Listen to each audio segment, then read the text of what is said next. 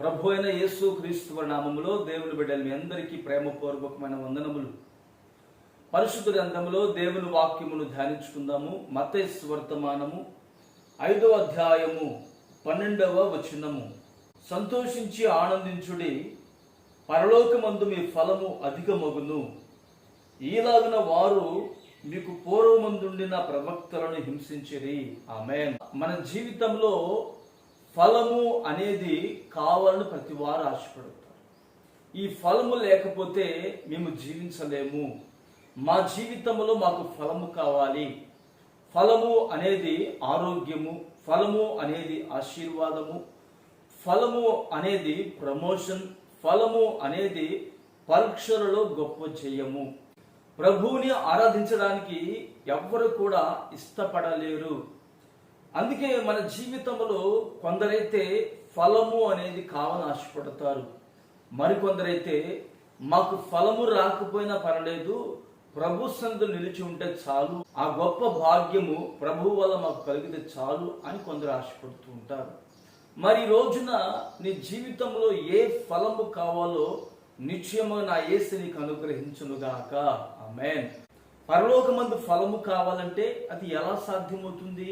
జనులట మిమ్మల్ని నిందించి హింసించి మీ మీద చెడ్డ మాటలు పలుకున్నప్పుడల్లా మీరు ధన్యులు, సంతోషించి గంతులు వేయండి, అప్పుడు పరలోకమందు మీ ఫలము అధికమవుతుంది. ఎవరైనా మనం చూచి నిందించినా దూషించినా చెడ్డ మాటలు పలికితే వెంటనే మనం రియాక్ట్ అయిపోతామండి. వెంటనే వారు అన్నదానికి 10 రెట్లు మనం మాట్లాడుతూ ఉంటాం, వారిని దూషిస్తూ ఉంటాం, కొట్టడానికి చంపడానికైనా సరే తెగింపు కలిగిన వారంగా ఉంటాం. అయితే వాక్యం ఏమంటుందంటే ఈ లోకమందే కాదు, పరలోకమందు మనకు ఫలము కలగాలి అంటే జనులు ఎవరైతే మన నిందిస్తున్నారో, చెయ్యని నేరానికి, మన నోటి మాట వలన చెయ్యని తప్పుకి ఎవరైతే నిందించి దూషించి అవమానకరంగా మాట్లాడతారో అప్పుడు మనకి యేసయ్య పరలోకమందు ప్రతిఫలము లేక ఫలము అనేది అధికము చేస్తాడు. నీవైతే ఏ తప్పు చేయకపోయినా నేను నిందించి దూషించి అవమానకరంగా చెడ్డ మాటలు పలుకుతున్నారో నీవు ధన్యుడవు. నీవు మారు మాట్లాడక ప్రభుని స్తుతించి గంతులు వేయము, పరలోకమందు మీ ఫలము అధికమగునుగాక. ఆమేన్. ప్రార్థన చేసుకుందాం. ప్రేమగల తండ్రి, పరిశుద్ధుడా, స్తోత్రం చెల్లిస్తున్నాము నాయన.